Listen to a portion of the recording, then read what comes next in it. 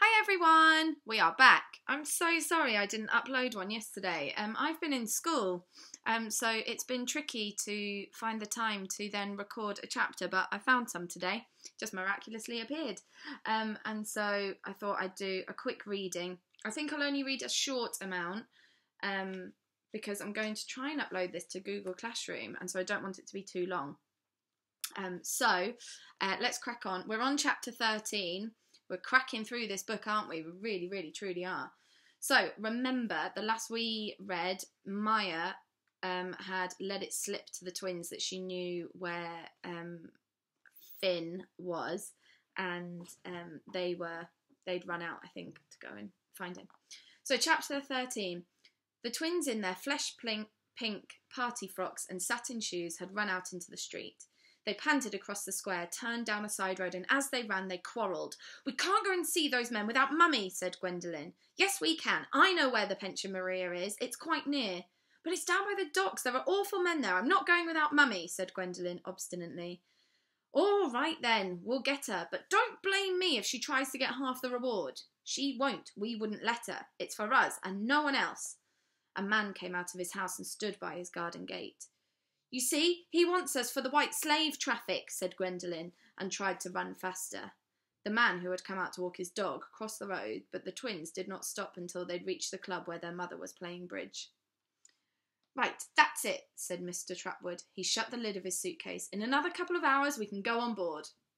He looked longingly at the lighted ship, ready for her to start at dawn. She looked so clean, so nice, so British.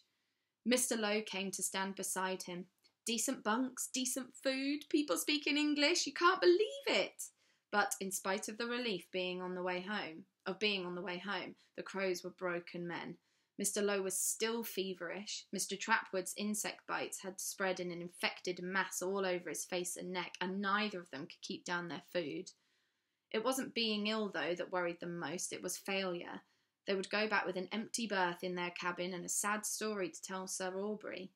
He'll probably hire some other detectives and send them out. He won't give up so easily. "It's the blood," said Mr. Trapwood gloomily. "The aristos, they're like that when it's the blood they're dealing with." Down below, the pension bell pealed loudly. Then the maid came up and knocked on the door. "There's 3 ladies to see you," she said. And before the Crows could ask any more, the door was thrown open and Beatrice and Gwendolen, followed by their mother, came excitedly into the room. "We know where he is! We know where the Taverner boy is hiding!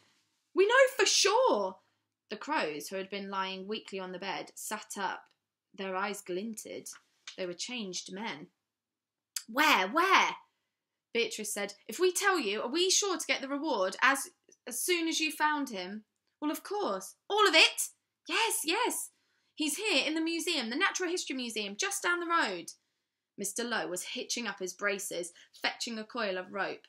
Mr. Trapwood was strapping his pistol underneath his jacket. They were not surprised. They'd suspected Glastonbury all along.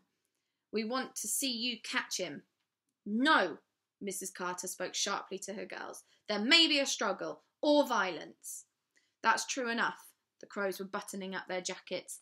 "You just go back home and we'll see you get the money.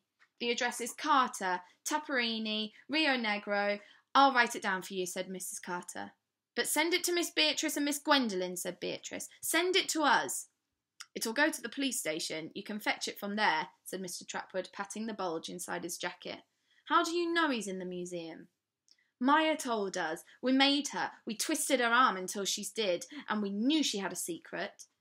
The Crows nodded. The dark girl with the pigtail. There'd been something fishy about her from the start.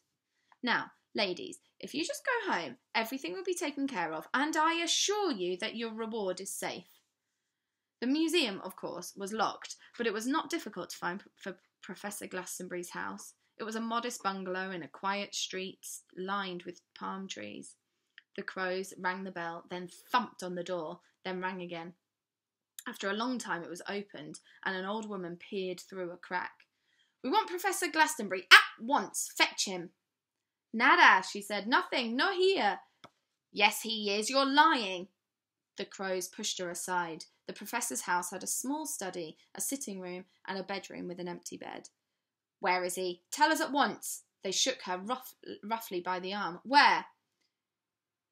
Is him Obidos. Fetch for museum. Well, find his keys then. No keys. Don't lie to us. The crows were losing their tempers. No lies, she said. Professor has keys on himself. We're wasting our time, said Trapwood. Come on, we'll go to the police. They'll force open the door. At the police station, there was only a glimmer of light in one window. The crows thumped on the door, shouted, banged on the glass. At last a very young man in his uniform, unbuttoned, came out yawning. You must open up the museum at once, shouted Mr. Trapwood. The Taverner boy's hiding in there. Eh? The museum. You must open it quickly, squeaked Mr. Lowe. The policeman shook his head. Colonel De Silva, not here. He yawned again and tried to go back into his office, but the crows pushed him aside. Show us where your tools are for entering a building. What tools? Asked the befuddled young man. But the crows were already rampaging through the building, opening doors, peering in cupboards. Here, these'll do. A chisel, a crowbar, and this metal rod. We can use it as a battering ram. Right. Ignoring the young policeman who was shouting and waving his arms, the crows ran out into the street. Right, I'm going to hold it there. It's a bit tense, isn't it? My goodness.